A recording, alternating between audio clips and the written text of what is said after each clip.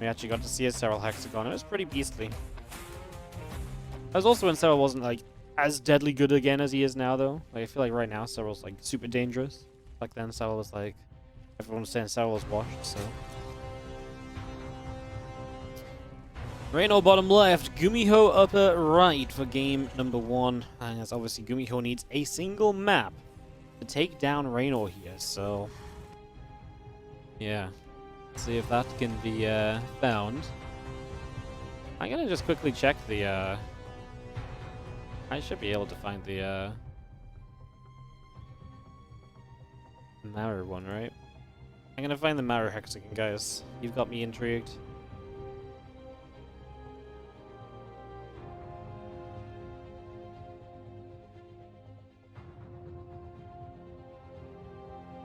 Now I can't remember exactly what it was. Oh, I went too far forward. Unbelievable. I'll tell you what the Maru Hexagon is. Give me 1 second. My PC is just being slow. My second PC.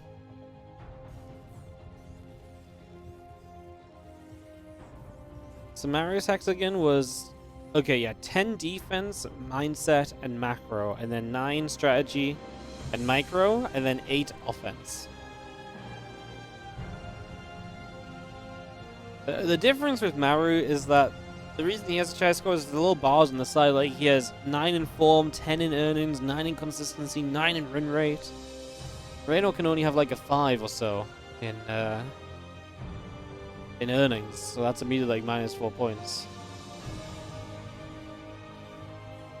Is Reynor still in Korea? No.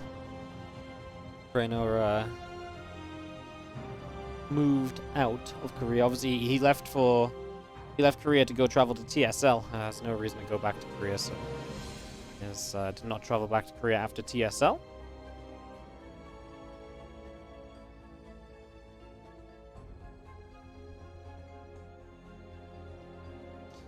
Just gonna see how Link Speed, Ling's Queen's all on the way out from Reynor at the moment. A factory coming in from GuMiho as our Reaper. We'll go after a drone for the moment, so drone will just get picked up. That's obviously pretty brutal already. Not looking too hard about that. Reynor's at Roddy's. Yeah, if you watched DreamHack the other day, Roddy came and gave him a little congratulations while he was on the webcam. It was funny. It was a good one. Let's do see a couple of CCs just getting set up. Link Speed on the way in. Orbital coming through. All of this getting set and ready for the moment as... Yeah, it's been a pretty good start from GuMiho, just getting a drone, and now he's going to be able to deny this drone for a little while longer again. So GuMiho going to stop Reynor from taking the third base that he wants. Reynor will have to take the other, and that one is a bit more easy for the Terran to sometimes siege up on top of and push to. Plus, they can then drop from that siege position on top of that base to the main base as well, and that's something else which the Terrans absolutely love to do. So, yeah, say that for them. Yeah, GuMiho's probably feeling pretty good about forcing that other expansion to come down here from his opponent already. That's got to be something he looks at as a pretty big positive.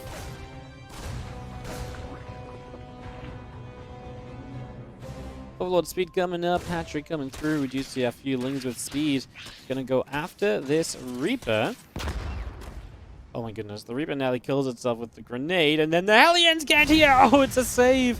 Does he kill all the Lings? He kills 3 of the 4. Wow. That is... Okay, this game is not a good one for Reynor. I mean, it's only 4 minutes in. Nothing's happened that will end the game or put anyone significantly behind. But I mean, this is where you need a 10 in mindset, right? Because this is where, so far, absolutely everything has just been GuMiho, GuMiho, GuMiho. And it's like, you kill a drone, that's great. You know, you get rid of a little... a couple of Hellions there. You don't lose the Reaper. The Viking gets an Overlord in the base. Reynor build Overlord speed to see that you're going through your command center. These are all things that GuMiho has to look at and say, wow, this is just so good for me. What a fantastic start for GuMiho. I mean, you do not usually get a better first 4 or 5 minutes against Reynor than this. Another Overlord will go down, trying to scout and pick up further info. The thing is, GuMiho can be a tricky player. The threat of something like, you know, BCs and so on is something I imagine Reynor wants to get wind of early, but the scouting's been denied well enough that even if GuMiho wanted to do something like that, I don't think Reynor would have been able to see it. Because obviously you can go 3 CC, then battle cruisers, and now Reynor, I think, is convinced that this is just normal play. Hence the double Evo chamber and getting set up. like I say, it doesn't win you the game, but it takes a lot to have a first 5 minutes against Reynor that looks like this, and that's something that Reynor, I'm sure, is not going to be too happy about. As our Fuelings come over, our Hellions taking some damage, our Marines unloading, Medevac shot down, Queen will fall, and now these Hellions coming through, and a few of these drones begin to go down as well as... Uh-oh, the drones in the main base are just dead as well, huh? Oh dear, oh dear. Alright, well, Sidestone will run this game. And this Clan War, right? That's just it. Reynor's just dead, guys. And the first 5 minutes are great. This is obviously something which really never happens to Reynor. Like, Reynor letting, like, Hellions in his base is something which I very rarely see. And that is something which I really feel like is a, yeah, I mean, this just fell apart. Holy crap. 27 dead workers. And GuMiho has pretty much just sealed the deal on this series. Sidestone Gaming looking to go 4-1 and take the victory over Kaizi. What a win this will be. Like I say, massive for Sidestone. Great start to the season against Kaizi, who are probably expected to be a team competing for a similar playoff position to Sidestone, I would say. Fairly similar strength of roster across the league. You know, probably I'd put them in that kind of like 4th through 8th category in rankings. So, yeah, I mean, if you can get a win against them, then that's a big W on the board in week 1 of the league, and yeah, it definitely sets you up well for the rest of the season. As obviously right now we are going to see Reynor still staying in the game, still going to try and come back. He is the comeback kid, as some say, but usually he's better at coming back from losing the first match of a series, mostly coming back from 27 drone losses. That is just a little bit too much damage, unfortunately. That's one of those things that you just can't really get away with, unfortunately. And the cool thing here for GuMiho as well is he's not playing mech. So if GuMiho was playing mech, this is one of those times where maybe Reynor has the time to get back into it. Because GuMiho is playing bio, yeah, he's not going to give him that chance. And these Hellions get another 15 drones. Oh my god. Reynor is absolutely just... Well, this just doesn't look like Reynor at the end of the day. I think it's fair to say that this is not how we expect Reynor to be looking in these games. So... yeah, really not ideal. We're going to put another couple depots down. Balin Nest going to be finishing soon. Extra drones all coming out. Melee upgrades as well. Do you have barracks of GuMiho going into the main base? So, going to get up to those.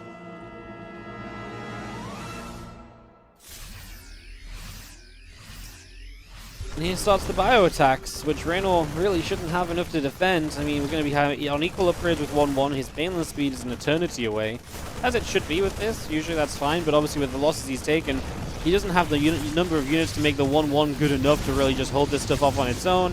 This is why you don't like having this third base, because you go from the low ground to the high ground very easily, and that's much easier drop than it is for the Zerg to go run around and stop. And yeah, these Marines are going to kite back a little bit, let the Hellbat put in some work. This honestly didn't go too well. This drop could have gone a lot better, and Reynor already starting to make some defenses, which make you question whether this will really be on its way out. C2 upgrades coming in as well. The Ling Queen sitting at the front, going to go after a Widow Mine.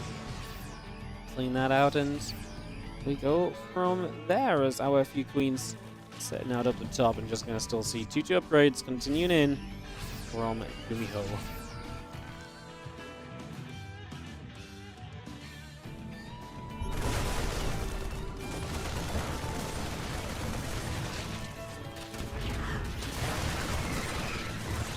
Like I say, Reynor is someone who will try absolutely every possible way back into a game, right?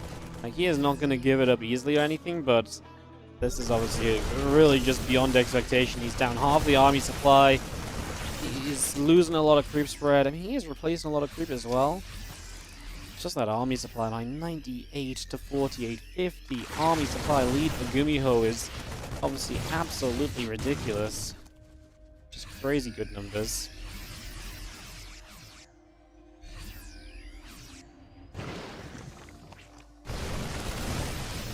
Just keeps on pushing in. Some more creep spread continuing to go down. Just continuing through that Widow Mine. Doesn't even get to burrow. This is getting cleaned out as well. Our Bio Force still pressing through. Some of this Ling and Bane wanting to come forward now as well. Is just going to be seeing our Bio Army. Should really just be too much, right? This should be something that you can't really break down as Reynor. He is supply blocked. He's coming through. He has about 6 Banelings to his name. To get okay connections, but surely not enough as I wouldn't mind help support, and GuMiho obviously way too much damage done early. Reynor will have known that this one was very likely over. This types out the GGs. And GuMiho gets the big W for Sidestone Gaming. They will be victorious in this best of 7. Congratulations, GuMiho and Sidestone.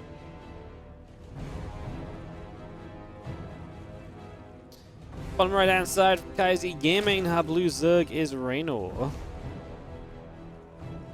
And the top left, he just won the series for his team. It's GuMiho. We still play this map. Obviously, map score can be important throughout the course of the league, etc. Players somewhat care about their setups as well and their score lines.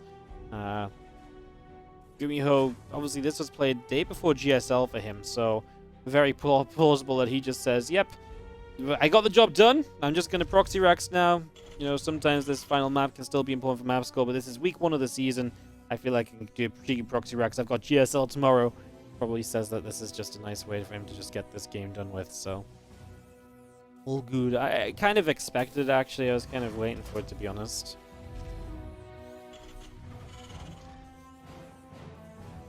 So in we go. Proxy racks action.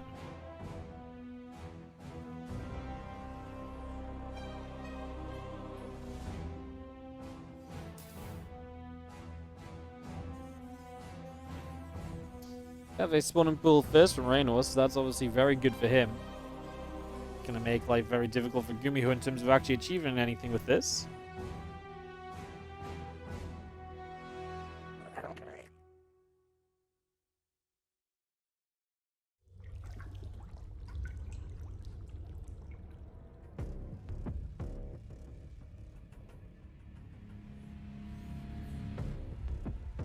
So things coming through, link speed coming up. Just gonna be seeing our scout of Reynor completely missing the racks, but yeah, now sees the few units coming in. The first links show up, and they can start to hunt down this SCV. Although didn't make enough links because he didn't know about it straight away. So a little bit awkward here. Gonna pull the drones and just try and stop this bunker from getting up straight away.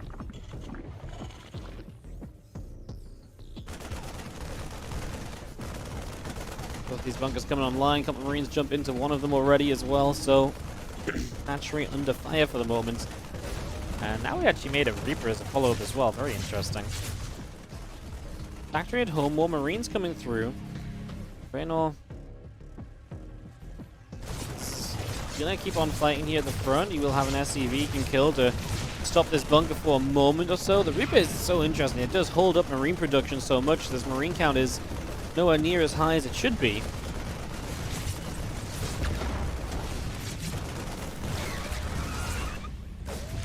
Go back and forth. This Queen dealing a few shots and just going to be seeing our Marines continue into the bunkers.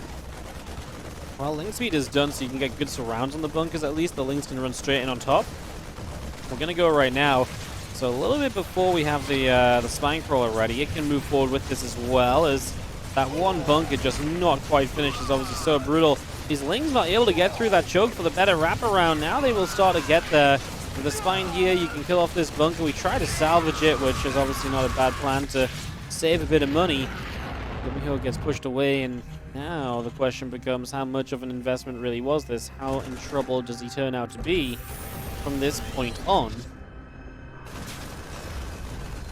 Well, Marines aren't allowed home as they currently have to camp out between the barracks, which relocate just to protect the Marines there, so at the same time, at least Reynor isn't going across the map, and GuMiho only just starting his expansion. So Reynor sees those flying racks. Yeah, that's a couple free pickings on Marines, no? Gonna sit in the corner, and they actually do pretty okay getting 2 Lings before they die.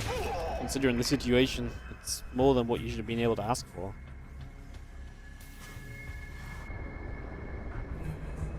Well, Reynor's got to be feeling pretty good right now for this game, and like I say, more than anything at this point in time, I feel like this is just Reynor trying to defend a little bit of his pride, his map score throughout the season and so on, right? It's one of those situations which you just gotta kind of take him when you get him, right? Howling's still set up at the top. And just figuring out where they will want to go in these next few moments.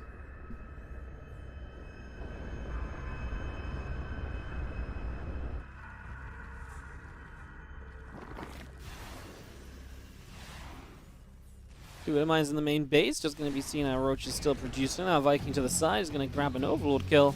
And obviously as these Roaches come out, there's going to be a question mark of can GuMiho defend a Roach attack after a start like this? I feel like the answer is pretty much no. Roaches to help you break through, Lings to then flood in. I'm not feeling it. I mean, we do see a Widow Mine drop on the way as well, which means that these are units which are not going to be on the map defending. Even more of a problem, right? That should just add up to even more issues here. It does not feel good in the slightest, does it? Does not feel good in the slightest for now as we have our medevac of Widow Mines heading down to the south. So down south they will go and down through this bottom area, head towards the main base mineral lines. And they're flying, just going to be able to start. Well, they should have been able to start dropping, but they did not. Looks like we had a minor lag spike there, but on we go. Ling's just going to keep on following. The Roaches show up on the other side. Bunker should never really get online easily here.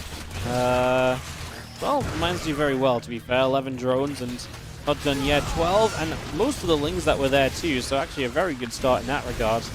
That worked out wonderfully as, well, the bunker got denied. We're going to knock down the depot, then the Lings get in, and then this is a flood that's just not going to be stopped. Yep, we stop that next bunker coming up. Not that it really would have made any difference. GG's from GuMiho. Reynor takes the map. And he is going to go 1-1 with GuMiho. Not enough to save Kaizi Gaming today, though. And this is why Kaizi just need to